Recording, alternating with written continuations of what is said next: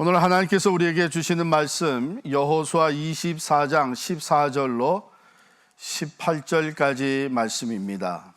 그러므로 이제는 여호와를 경외하며 온전함과 진실함으로 그를 섬기라. 너의 조상들이 강 저쪽과 애굽에서 섬기던 신들을 치워버리고 여호와만 섬기라. 만일 여호와를 섬기는 것이 너희에게 좋지 않게 보이거든 너희 조상들이 강 저쪽에서 섬기던 신들이든지 또는 너희가 거주하는 땅에 있는 아모리 족속의 신들이든지 너희가 섬길 자를 오늘 택하라.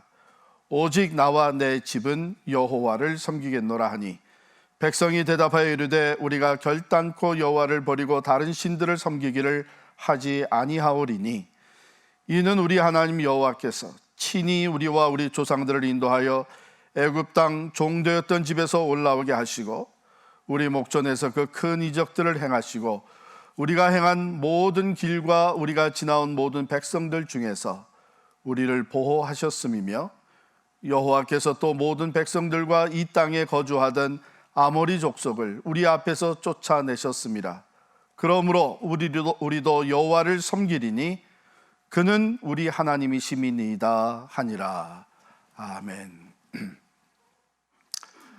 나와 내 집은 여호와를 섬기겠노라 하는 제목으로 말씀을 드립니다. 오늘 여러분들이 또 모르시는 분도 계시지만 5월 16일이에요. 그러니까 한국에서 5.16 군사혁명, 나중에는 이제 군사정변이라고 이렇게 또 바꿔 부르지만 어쨌든 군사 그 쿠데타가 일어난 지 꼭 60년이 되는 날입니다. 저는 한국에서 우리 전쟁 후에 6.25 한국 전쟁 후에 태어나서 1960년에 있었던 4.19 학생의거 그리고 61년에 이 군사정변 그 산하에서 있었던 새마을운동 또 경제개발 5개년 계획 여러분 다 기억하시죠? 잘 살아보자 해가지고 경제 발전을 위해 참 열심히 정진하던 그때의 초등학생으로 이제 성장을 했습니다.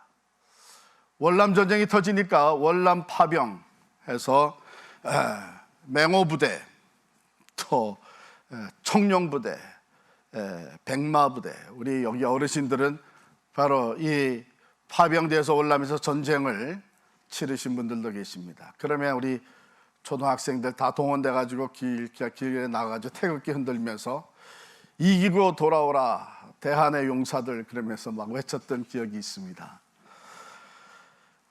국민교육헌장이 나와서 초등학교 졸업하기 전에 이것을 딸딸딸딸 외워야 되는데 이것도 못 외우면 가서 줄 서가지고 선생님한테 한 대씩 매를 맞고 그랬던 기억도 있고, 중학교 입학시험을 치렀는데 저 때에 한국에서 중학교 그 떡볶이가 시작이 됐습니다. 그래서 첫 학기는 열심히 입시 공부를 했었는데 7월 15일에 갑자기 정책이 바뀌어가지고서는 중학교 평준화해서 떡볶이 해서 중학교 들어갔죠. 고등학교 입시에 1차 떨어지고 이제 2차 입학을 했습니다. 그러고 나서 1년 있다가 미국에 왔는데 저는 그때마다 문교부 정책의 그 변화에 따라서 어떤 때는 한자를 이제는 가르쳐야 된다, 또 어떤 때는 한자 교육 폐기 해가지고 이렇게 왔다 갔다 하는 동안에 한자 배울 수 있는 기회를 다 잃어버렸죠. 가만히 생각해 보니까 그렇게 성장하는 동안 모든 결정은 사회와 국가의 지도자들이 했고 우리 부모님이 결정을 해서 제가 이민까지 오게 된 것이죠. 그러니까 대부분의 일들이 내 뜻과는 상관없이 어른들의 선택과 결정, 또 우리 부모님의 선택과 결정으로 이루어졌습니다. 그것이 내게 다 영향을 끼친 것이죠. 그런데 이제 좀 나이가 들어가면서 대학에 진학하기 시작하면서 내가 선택하는 것, 내가 결정하는 것이 점점 늘어나기 시작을 하는 거예요. 그리고 그게 내 삶의 결과로 주어지고 내 삶을 영향을 주기 시작을 했죠. 그래서 생각해 보면 그때에 내가 무슨 공부를 하는 게 좋을까, 어떤 전공을 하면 사회에 진출해서 좋은 잡을 가질 수 있을까, 나 중심으로 선택하고 결정해 나가는 것이었죠. 그렇게 살다 보니까 어느 날 결혼도 하였고 딸들도 낳게 됐어요. 그러니까 이제는 내 선택이 나에게만 영향을 주는 게 아니라 가족한테 영향을 끼치는 거예요. 그러니까 어렸을 때 부모의 선택에 영향을 받았던 내가 이제는 내 선택으로 인하여 가정, 내 아내, 우리 딸들에게 영향이 그대로 가게 되는 거예요. 이제 목회를 하다 보니까 이제 목사로서, 담임 목사로서 나의 결정이, 나의 선택이 수많은 교인들에게 영향을 끼치는 그런 자리에까지 오게 됐습니다. 저뿐 아니죠. 여러분들도 다 그런 과정을 지나왔습니다. 자, 그런 상황에 이르렀음에도 불구하고 이제는 내 선택이 나만이 아니라 내 영향권 아래에 있는 가족들과 성도들과 내 주변의 이웃들에게도 영향을 끼친다는 것을 알면서도 여전히 자기중심적인 선택과 결정을 하는 사람들은 사실은 리더의 자격이 없는 것이죠. 참, 하나님께서 우리 교회를 사랑하셔서 우리 교회의 리더십이 어려울 때에도 무엇이 하나님이 가장 기뻐하시는 것인가, 무엇이 교회로 교회되게 하는 것인가, 무엇이 하나님의 말씀대로 세워져가는 교회인가 하는 것을 기도하며 준비하고 선택하고 온 성도들이 같이 결정을 내렸습니다. 그래서 오늘 우리 교회가 새롭게 선교적 교회로 세워져 갈 뿐만 아니라 지역사회에 선한 영향을 끼칠 수 있는 교회로 하나님이 세워주신 것이죠. 어떤 영향을 끼치고 있는가 한번 살펴볼 필요가 있습니다. 나는 내 가정에, 내 자녀들에게, 일터에서 직장 동료들에게, 또 교회 어른으로서, 학교의 선생으로서 나는 어떤 영향을 끼치고 있는가?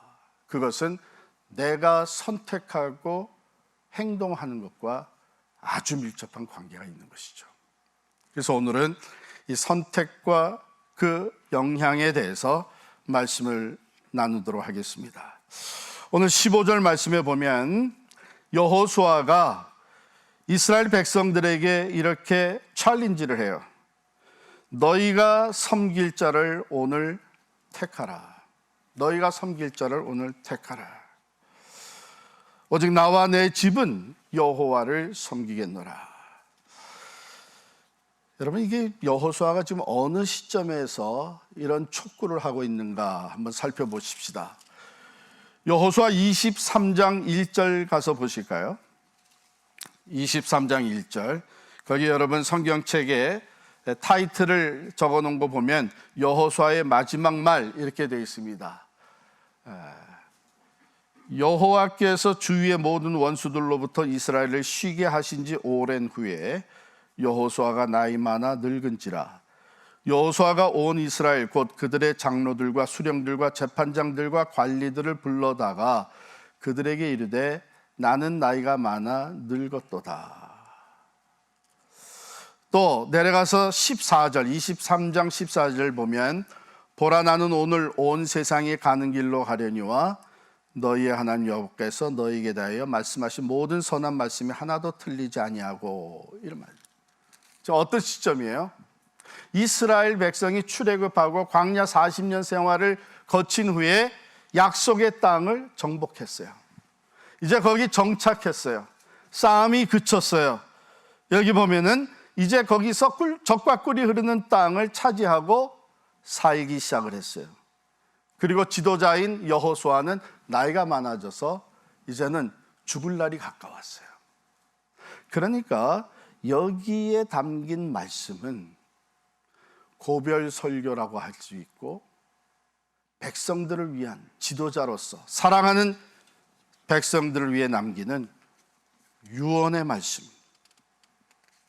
마치 우리 부모가 세상을 떠나기 전에 사랑하는 자녀들에게 유언을 남기듯 어떤 말을 할 거예요? 내가 죽은 후에도 내 자녀들의 미래가 복된 미래가 될 수 있기 위해서, 특별히 우리 크리스찬들은 내가 죽은 후에도 내 자녀들이 하나님을 떠나지 아니하고 하나님의 은혜와 축복 안에 거하는 삶을 살게 돼. 이 세상에 빠져들어가지 아니하고 거룩하신 하나님의 자녀답게 살다가 천국에서 다시 만날 수 있기를 위해서 유언을 남기지 않겠어요? 고작 유언을 남기는 순간에도 변함없이 공부 잘해라, 열심히 일해서 출세해라, 부자 되어라,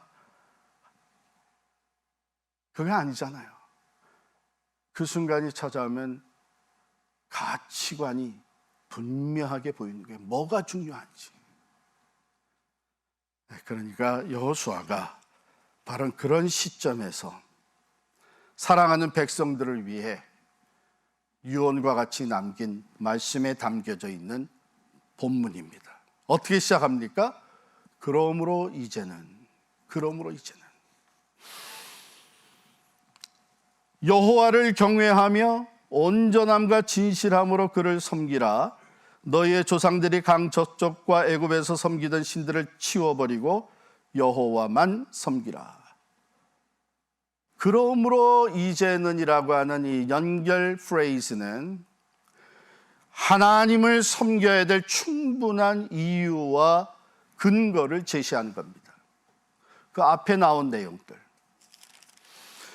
24장 1절부터 쭉 보게 되면 어디서부터 얘기가 시작이 되나 하면은 아브라함 때부터, 이스라엘의 조상 아브라함 때를 거슬러 올라가서 하나님이 그때 약속의 말씀을 주시고 어떻게 신실하게 말씀대로 이루어 왔으며, 애굽의 포로가 되어서 애굽의 노예가 되어서 살던 그 430년 동안 신실하게 필요한 것을 채우시고 하나님의 계획대로 추진하시사 결국은 하나님의 때가 되었을 때에 출애굽의 역사, 구원의 역사를 이루어 주시고 하나님의 전능하신 능력으로 승리케 하시며 40년 동안 광야길을 지나 약속하신 가나안 땅을 정복하고 그들이 친히 손으로 짓지 않은 그 성읍들을 다 얻기까지 은혜로 축복으로 이끌어 주신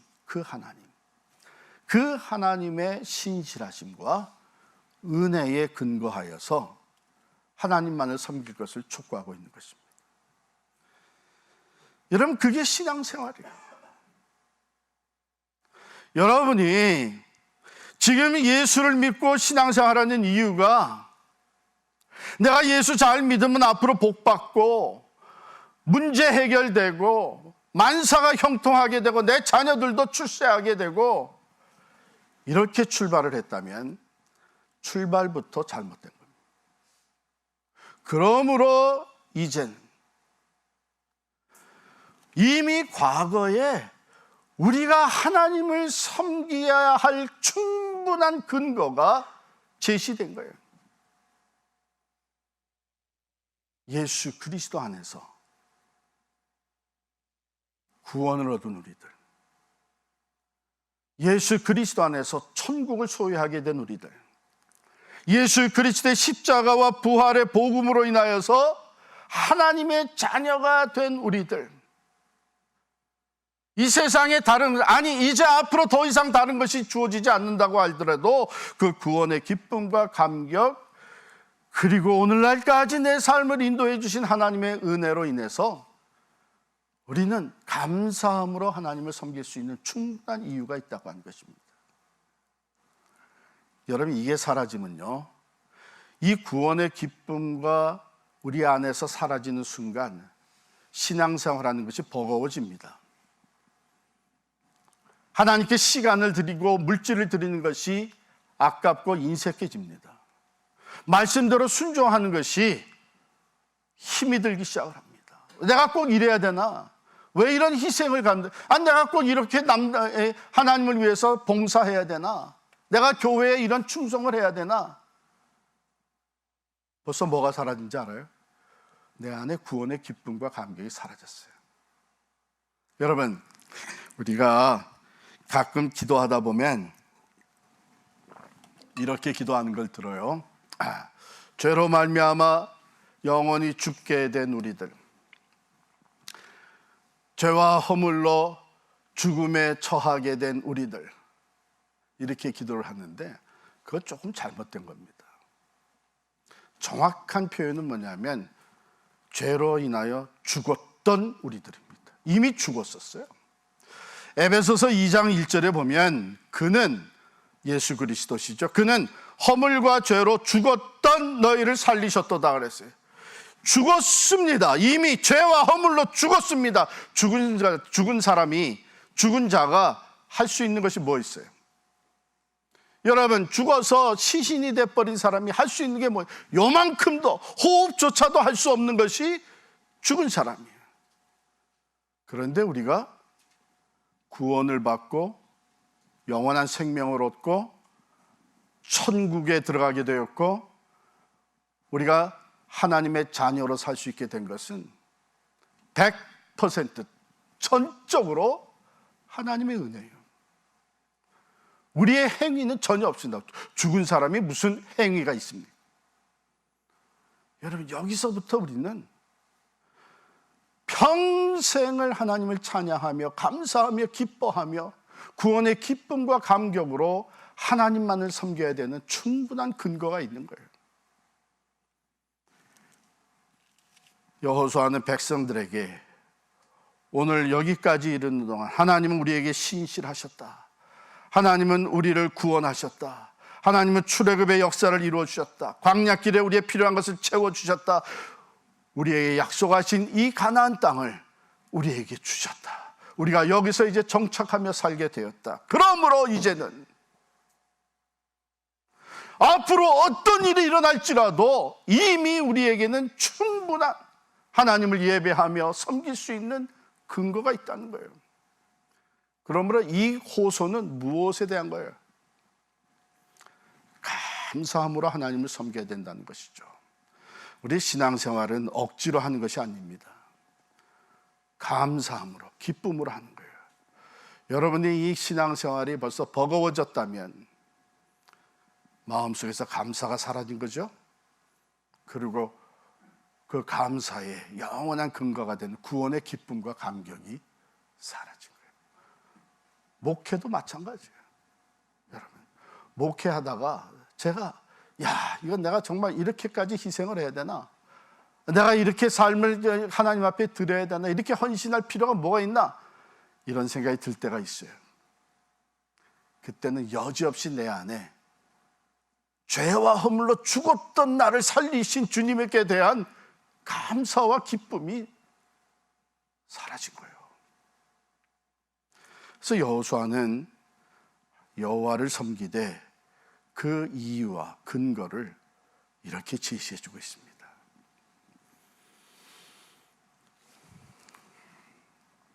자, 그런데 온전함과 진실함으로 섬기라 그랬어요. 14절이죠. 예. 온전함과 진실함으로 섬겨라. 온전함, 다른 말로 바꾸면은 나눠지지 않은 마음, undivided heart. 그러니까 오직 하나님만 섬기라는 것이죠. 다른 우상을 섬기지 말고. 또 진실함, 그것은 마음에서부터 우러나오는 거예요. 형식적인 것, 보여주기 위한 것이 아니라 진실된 섬김, 마음에서부터 우러나오는 거예요.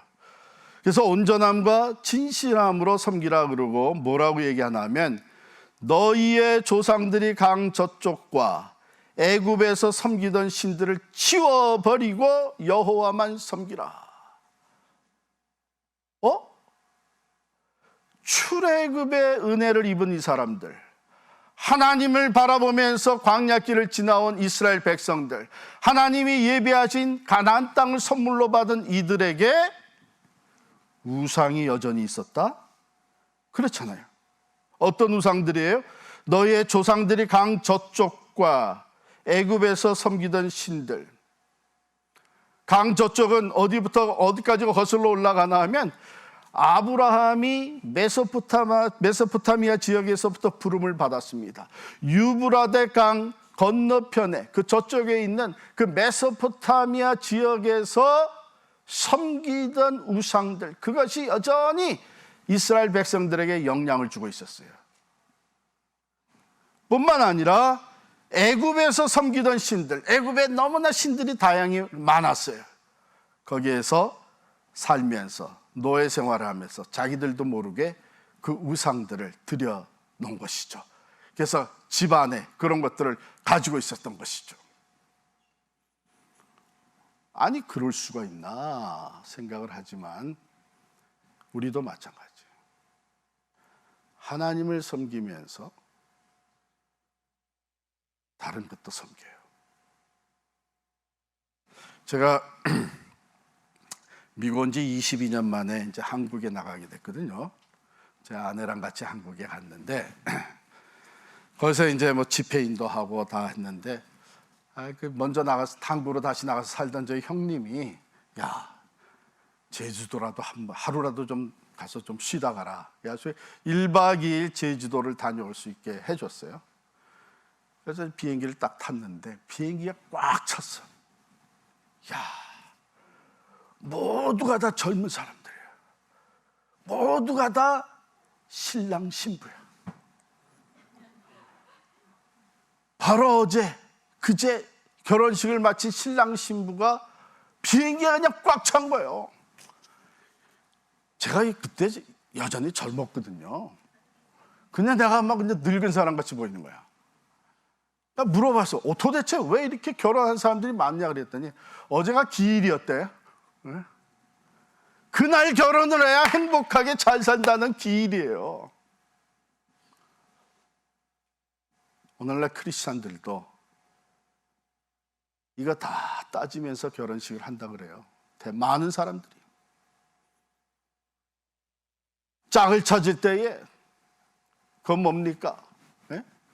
가서 물어보고 심지어는 이름까지 다 궁합이 맞는지 다 따져보고 결혼. 그러면서 교회 와서 얘기할 때는 만복의 근원이 되시는 우리 하나님. 지금 뭐예요? 하나님을 섬기지만 우상들이 들어와 있는 거예요, 우리 안에. 그러니까 선택의 여지가 주어져 있는 거예요. 여호수아가 그것을 챌린지했습니다. 그걸 치워버리고 여호와만 섬겨라. Put away, 치워버리라. 있었기 때문에 치우라는 것이죠. 없는 것을 치우라는 얘기 아니죠. 이와 같이 그들의 삶 속에 하나님을 여전히 섬기지만 우상이 자리 잡고 있는 거예요. 오늘날 우리들은 어떻습니까? 선택의 여지가 어디 있어요? 오늘날 우리들에게도 선택의 여지가 있어요. 여러분, 사람은요, 섬김의 대상이 반드시 있어야 합니다. 15절에 너희가 섬길 자를 오늘 택하라 그랬는데 인간은 섬김의 대상을 갖게 되어 있습니다. 섬김의 대상이 없을 때에 삶이 공허해지는 거예요.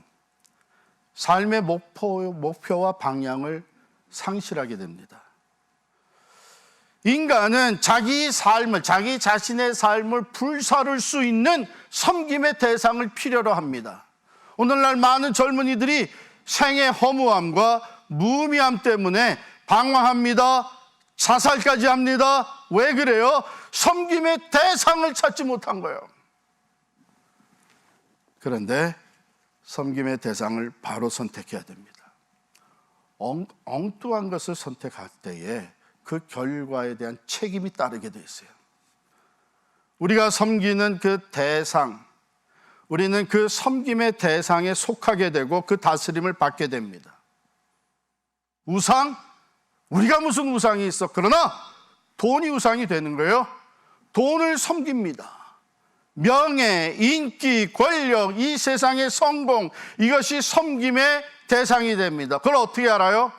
여러분들이 만약 하나님을 믿는다면서 하나님을 믿으면 내가 성공하고 하나님을 믿으면 우리 자녀들이 잘 되고 사업이 번창하고 병이 낫고 이런 목적으로 섬긴다면 여러분들의 섬김의 대상은 하나님이 아니에요. 성공이에요. 출세예요. 물질이에요. 그걸 위해서 하나님을 수단으로 불러들이는 거예요. 물론 하나님을 예배하고 또 하나님을 따릅니다. 그러니까 섬김의 대상이 둘, 셋, 우상이 들어와 있는 거예요. 바로 선택해야 됩니다. 오늘날 현대인들에게, 많은 사람들에게 섬김의 대상이 누가 되어 있냐면 자기 자신이에요. 자기 성취가 목적이 되어 있습니다. 그래서 하나님을 믿는 이유도 나의 성취, 나 자신의 성공과 성취를 위해서 믿는 거예요. 여호수아는 그들에게 챌린지를 했습니다. 더 이상 이렇게는 안 된다. 오늘 선택해라. 왜 그렇습니까?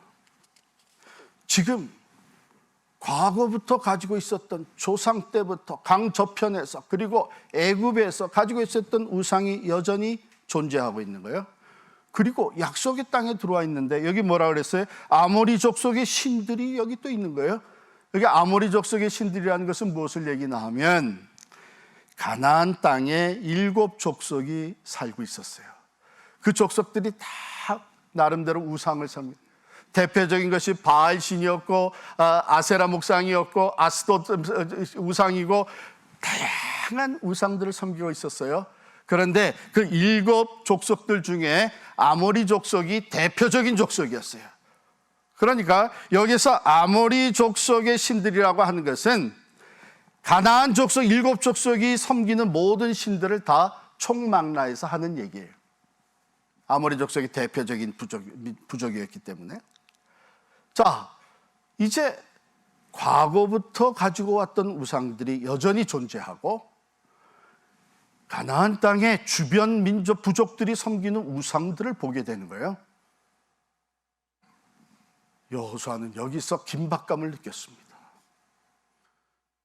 지금 결단하지 않으면, 지금 선택하지 않으면 더 깊이 우상을 섬기는 이들이 파고 들어오겠구나. 더 많이 우상을 섬기는 사람들에 의해서 영향을 받겠구나. 그러므로 여호수아는 단호하게 선언합니다. 너희가 하나님과 우상을 동시에 섬길 수 없을 것이다. 19절 말씀 한번 보시면 여호수아가 하나님을 섬기겠다고 결단하고 나선 백성들에게 그런 얘기를 합니다. 여호수아가 백성에게 이르되 너희가 여호와를 능히 섬기지 못할 것은 그는 거룩하신 하나님이시요 질투하시는 하나님이시니 너희의 잘못과 죄들을 사하지 아니할 것이라. 만일 너희가 여호와를 버리고 이방 신들을 섬기면 너희에게 복을 내리신 후에라도 돌이켜 너희에게 재앙을 내리시고 너희를 멸하시리라. 하나님은요, 믹스된 걸 원하지 않습니다. 여러분은 믹스되는 거 원해요? 부부가 돼서 살면서 남편이 나뿐만이 아니라 여러 여자들 데리고 사는 거 원해요? 내 아내가 여러 남자들을 섞어가지고서는 같이 사는 거 원해요? 아니죠. 여기 질투하시는 하나님이라고 하는 것은 하나님은 우리를 온전히 소유하기를 원하시는 거예요. Undivided heart, 나눠지지 않은 마음으로 섬기는 것, 오직 하나님만 섬기는 것을 원하는 것이죠. 여러분, 신앙생활에는요 중간지대라는 건 없습니다. 전에도 제가 한번 말씀을 드렸지만 한 처녀가 이제 혼기가 돼서 결혼할 때가 됐어요. 청혼이 들어왔어요. 근데 두 군데서 들어왔어요. 동쪽에 있는 총각은 부자예요. 그런데 좀 모자라는 사람이에요. 근데 서쪽에 있는 총각은 아주 잘생겼어요. 준수해. 그런데 가난해요. 자, 이제 둘 중에 하나 선택을 해야 되는데 부모가 딸을 앉혀놓고 이제 어느 쪽을 선택할 것인가. 네가 말하기가 힘들면 손을 들어서 표해라. 동쪽을 선택하면 오른손을 들고 서쪽을 선택하면 왼손을 들어라. 자, 이제 내가 묻겠다. 그래서 부모가 물었어요. 동쪽, 서쪽 어느 쪽이냐? 그랬더니 두 손을 다 들은 거예요. 어느 것 하나 놓고 싶지 않은 거죠. 그래서 나온 말이 동가식 서가숙이다. 먹는 것은 동쪽에 가서 먹고 자는 것은 서쪽에 가서 자겠다는 거예요. 여러분, 혹시 우리 지금 그렇게 신앙생활하고 있지 않아요? 하나님과 세상 그 사이에서 둘 다 놓고 싶지 않으니까 하나님을 섬기면서 또 세상을 따라가고. 그런데요, 하나님은 성경에서 분명하게 오늘 여호수아를 통해서도 여호와만 섬겨야 되는 것을 가르쳤어요. 엘리야 선지자를 통해서 나중에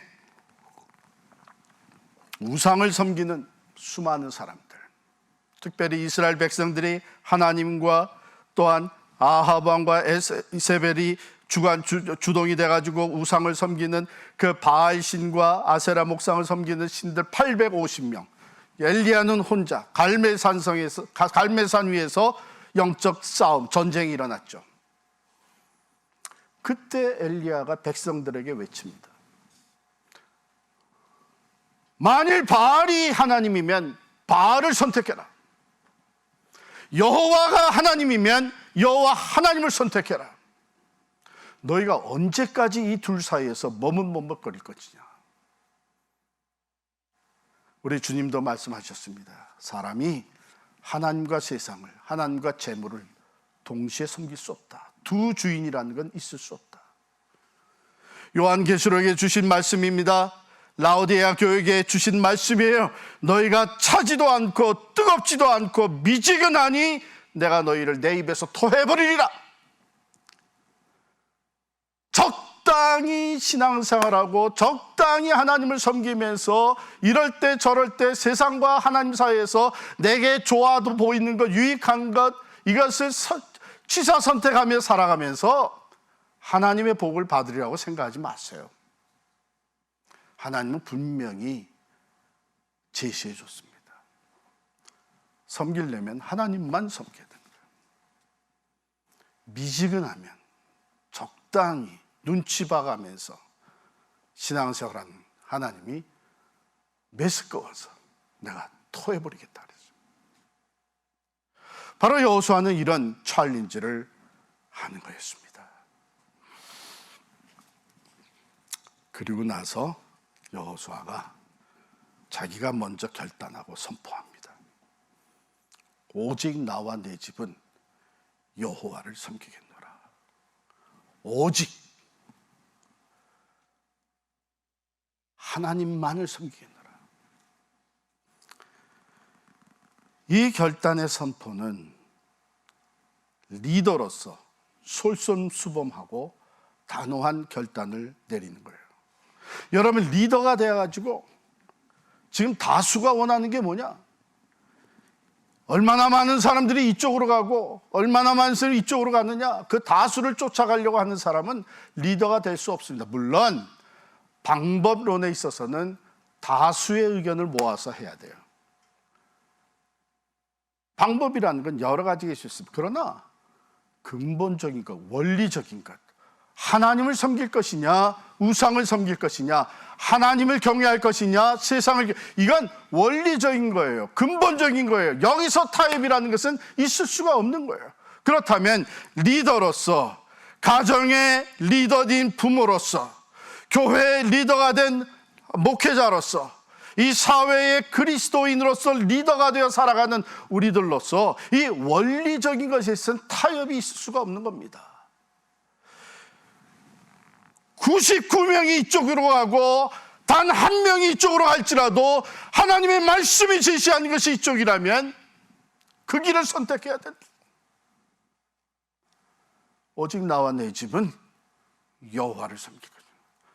그런데 우리 교회 생활하다 보면 이 원리적이고 성경적이고 근본적인 것은 대강 넘어가고 이 방법적인 것에 목숨 거는 사람들이 적지 않게 있어요. 우리 카페트를 깠는데 빨간 그릇 깔 거냐 파란 그릇 깔 거냐 이거 가지고 싸워. 빨간 그릇 깔면 어떻고 파란 그릇 깔면 빨간 그릇 깔면서 살다가 이게 낡아지고 그냥 그 다음에 그 파란 것도 해볼 수 있는 거예요. 피아노를 어디다 놓을 거냐 이거 가지고 싸워. 그런데 우리가 얼마나 하나님의 뜻을 따르고 있느냐, 우리가 하나님의 말씀대로 지금 하고 있느냐, 이걸 놓고 깊이 묵상하고 기도하고 결단을 내릴 생각은 안 해요. 그러다 보니까 세상과 구별이 안 생기는 거예요. 왜? 세상 사람들이 목표하는 것, 섬기는 것과 우리 크리스찬이 되어서 섬기는 것과 별 다를 없이 세상적인 성공과 출세와 명예와 권력을 따라가는 거예요. 여호수아는 리더로서 결단을 내립니다. 하나님을 선택하고 오직 하나님만을 섬길 것을 공개적으로 선언을 합니다. 자신뿐만 아니라 자기의 온 집안이 여호와만을 섬길 것을 선포합니다. 여러분, 이러한 믿음의 결단과 선언은 그 여호수아의 가족들뿐만 아니라 백성들에게 영향을 끼쳤습니다. 보세요. 16절 보니까 여호수아의 이 결단과 방향 제시, 오직 나와 내 집은 여호와를 섬기겠노라 선포할 때에 백성들이 듣고 이렇게 얘기합니다. 우리도 여호와를 섬기겠노라. 우리가 결단코 여호와를 버리고 다른 신들을 섬기기를 하지 아니할 것이다. 그냥 감성적으로 이거 우리 지도자가 저러니까 우리도 그러면 야샤샤 하고선 소리친 게 아니에요. 여호수아가 생각하게 만들었잖아요. 그러므로 이제 그들이 생각했습니다. 그들도 결단할 때에 하나님이 우리를 여기까지 인도하셨다. 하나님이 우리를 구원하셨다. 지나온 모든 길에서 하나님께서 우리 모든 민족들로부터 우리를 보호해 주셨다. 이 땅에 차지하고 살던 가나안 부족들, 아모리 족속들을 하나님께서 쫓아내셨고 우리가 손으로 짓지 않은 성읍들을 우리가 차지하게 해주셨다. 그러므로 우리 여호수아가 마찬가지로 우리도 당연히 하나님을 섬기는 것이 옳은 일이다. 그래서 그들이 결단을 합니다. 그런데 이 결단은 여호수아의 리더십의 영향을 지대하게 받은 것이죠. 18절 마지막에 보면 그러므로 우리도 여호와를 섬기리니 그는 우리 하나님이심이니이다 아니라. 여러분, 오늘 가정의 리더로서, 부모로서, 일터의 크리스찬 리더로서, 교회와 사회의 리더로서 우리들의 선택, 우리들의 결단이 어떤 영향을 끼치고 있습니까? 올바른 본이 되어지고 선한 영향력을 끼칠 때에 가족들이, 우리 자녀들이 그것을 따라오게 됩니다. 주변 사람들이 그것을 따라오게 됩니다.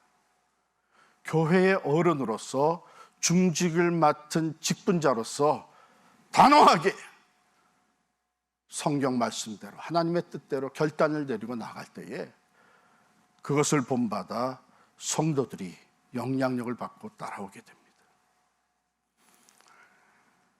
가령 예를 들면 예배의 삶,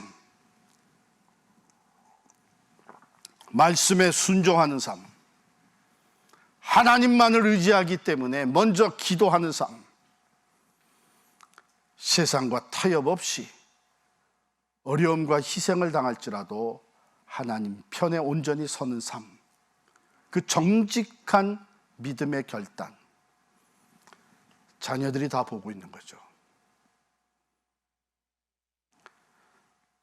지금 코로나 백신들을 맞으면서 이제 점점 대면 예배가 회복이 되고 있고, 학교 9월부터는 완전히 대면 수업으로 간다고 하죠.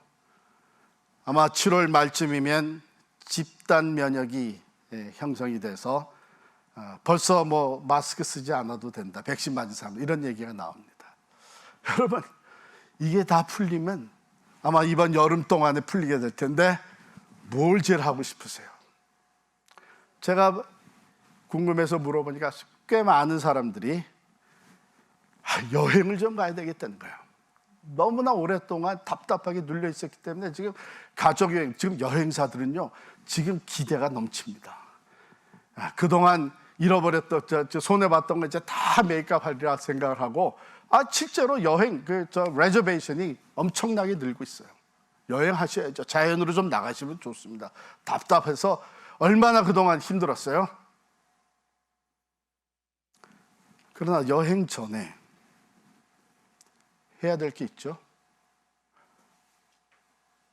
예배 자리로 나와야 됩니다. 자녀들이 다 보고 있습니다. 영적으로 얼마나 눌려 있었어요? 마음껏 찬양을 못했잖아요. TV 앞에 앉아서 온라인으로 예배 드리면서 야, 정말 대면 예배가 그립다, 얼마나 많이 얘기를 했어요? 우선순위가 하나님을 섬기는 데 가 있어야 합니다. 그럴 때 자녀들이 보죠. 이런 과정이 지나면 예배가 먼저 회복되는 것이 맞는 거구나. 하나님 앞에 먼저 나가는 것이 우선순위구나.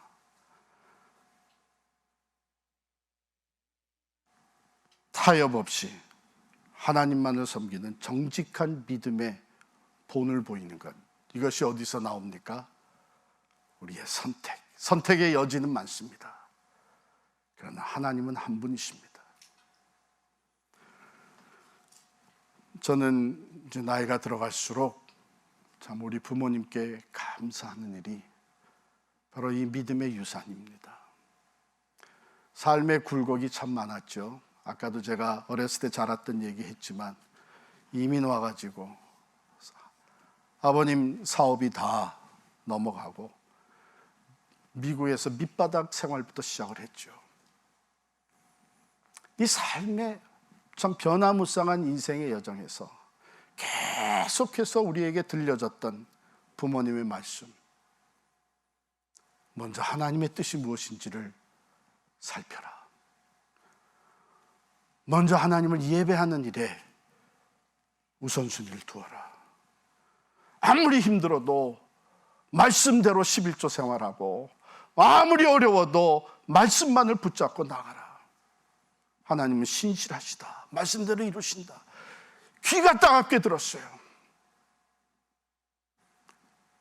그러니 오늘날에도 어떤 일이 선택의 기로에 놓일 때에 너무나 자연스럽게 하나님이 원하시는 것이 무엇인가,